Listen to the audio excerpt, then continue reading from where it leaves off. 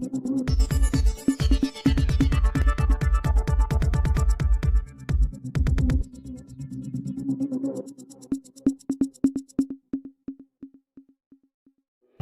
હીરપુરા વિસ્તારમાં અંડરગ્રાઉન્ડ ગટર લાઇનના કામથી રહીશો પરેશાન।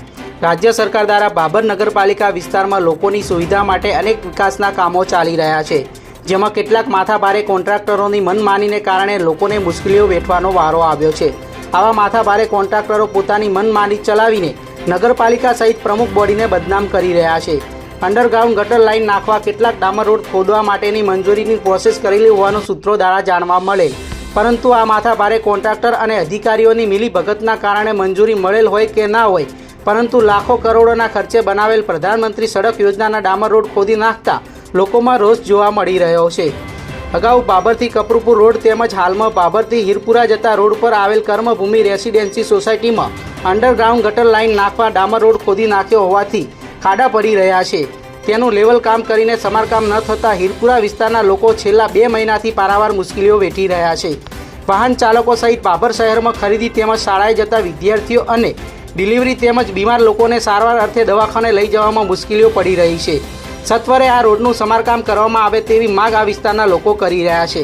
અત્રે ઉલ્લેખનીય છે કે આ ડામર રોડ ખોદવાની મંજૂરી મળેલ છે કે કેમ તે પણ એક તપાસનો વિષય છે। મારું નામ ઠાકોર રંજનબેન મનુભાઈ છે। હું ધોરણ 11માં મોડલ સ્કૂલ ભાભરમાં ભણું છું। અમારે અહીંયાથી જવા આવવામાં ખૂબ જ તકલીફ પડે છે। અમારે સવાર સાંજ અહીંયાથી જ નીકળવાનું હોય છે, પણ રોડ તૂટેલ હોવાથી અમારે આવવા જવામાં તકલીફ પડે છે। કેટલા સમયથી રોડ તૂટેલ છે? 2 મહિનાથી રોડ તૂટેલ પડ્યો છે, પણ કોઈ આની જાણ પર અમે કરવાનું વિચારતા પણ નથી। અમારે ખૂબ જ તકલીફ પડે છે। અમારા અહીંયાથી રોજ હેડતું જવાનું, અમારા મમ્મી પપ્પા મૂકવા આવે, પણ રોડ તૂટેલ હોવાથી અહીંયા સાધન પણ નીકળી શકતું નહીં। એટલે હવે આગળ અમે એમ કહેવા માંગીએ છીએ કે અમારો રોડ સમય કર્મભૂમિ માટે આ ગટર લાઈન ફરીથી રાખવામાં આવી છે। જૂની ગટર લાઈન અંદર હતી હોવા છતાં પણ રોડ ખૂંદવામાં આવે છે। રોડ ખૂંદેલ પડ્યો છે, તમે જોઈ શકો છો કે તેમ છતાં પણ અમે આવામાંથી નીકળીએ છીએ। અમને ખૂબ જ તકલીફ પડે છે। મારું નામ ઠાકોર પાલબેન રમેશભાઈ છે। હું મોડલ સ્કૂલમાં ભણું છું। અત્યારે અમારા ગામમાં 2 મહિનાથી રોડ તૂટેલ પડ્યો છે। અમારે ભણવા જવું તો બહુ દિક્કત પડે છે। આજે અમારા સ્કૂલમાંથી કોઈ અહીંયા અમને લેવા ગાડીઓ પણ નથી આવતી। અમારા રોડ તોડી લાખ્યો છે। અમે હાથે માથે દવાખાને છો લીધા, અમારે કંઈ હાડવા દવરાતો નથી। ડિલિવરીનો કેસ હોય તો અમે છે મહાણિયામ ફરી દાસા, તો અમારે ભાઈ કોઈ માદી થઈ જાય તો અમે શું કરવાનું? સરકાર અમને કંઈ આલશે રૂપિયા હાથે કરવા? તો અમારે શું કરવું?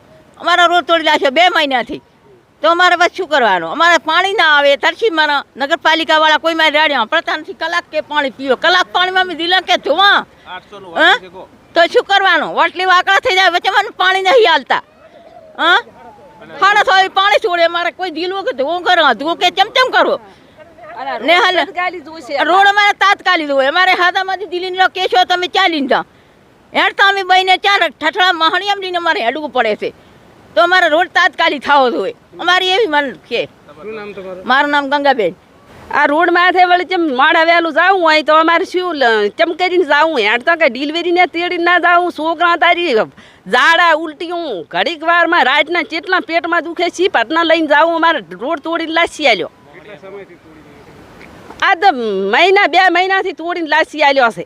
નથી 2 મહિનાથી પાણી છોડતા કે ને કાંઈ ને હાળિયા તરફડીને મરે રહ્યા, ઘરની હાદું તરફડીને મરે રહી, તો સી ભટનું પાણી એમ ક્યાંથી લાવીને પીવા નકામી? હવે બધા હીરપુર આખું ઉખડીને ત્યાં જતા રહા। હંસાબેન, આ રોડ લીધો છે ને કામ ઝડપી કર્યો ને તો અમારે સારું હતું એમ। અરે 1.5 મહિનાથી હું થઈ ગયો। આ રેતને વસમાં ગણો ને વસ્તીને હેડવાની તકલીફ ખૂબ પડતી હતી, અને દવાખાને જાવ ને તો બૈરાને ખૂબ તકલીફ પડતી હતી, અને નિહાળીયાને ખૂબ તકલીફ પડે છે। વચ્ચે શું પાઇપો નાખી છે? વચ્ચે ગટર લાઈન કરી છે, એટલે ગટર લાઈન કરવાનો વાંધો નથી, પણ કામ ઝડપી કરવું પડે। અમારે પાછો ડામરવાળો રોડ કરવો પડે, સીસી રોડ નહીં કરવાનો। હા, પાછો ડામરવાળો રોડ સારો તો બધું તોડી નાખ્યો।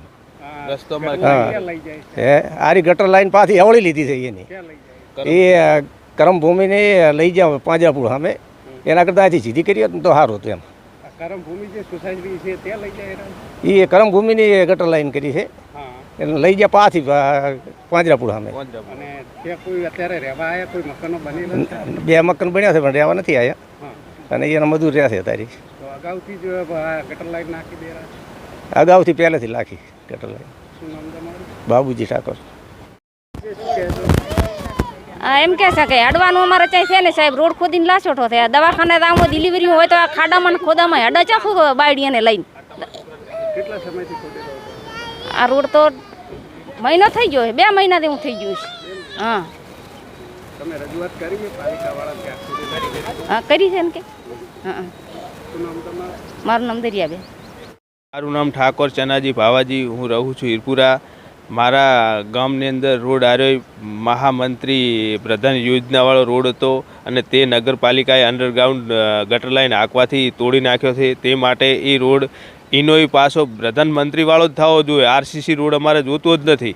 અને કરમભૂમિ હારી કોઈ રહેવા પણ હજી આવ્યું નથી, ત્યાં આગળ ગટર લાઈન અંડરગ્રાઉન્ડ નાખી દીધી. અમારા ગામની અંદર ગટર લાઈનની અંદર 2 ઠકાણે ગાબડા પડેલ છે, તૂટલ છે, તો પણ હરખી નહીં કરી હાલતા, અને અહીં નવી લાઈન હાલ દીધી. તો શું અમે ગામવાળા અમે એને વોટ નથી હાલતા? અમારા 800નું તો વોટિંગ છે, અને તે છતાં અમારે આ સમસ્યા દાડે પાડે વધતી જાય છે. એનું કોઈ ઉકેલ નહીં થતું. એનું કારણ શું? મેન અમે એમ કહે છે કે આવી રીત કરો તો એવી રીત કરવા તૈયાર છીએ ગામવાસીઓ. અમારો કોઈ ઘરવેરો કે કોઈ જાતનું બાકી નહીં, ભરેલું છે બધુંય, તો અમારા ગામમાં વિકાસ નહીં થતો. આનું માન્ય કારણ કહો અમને.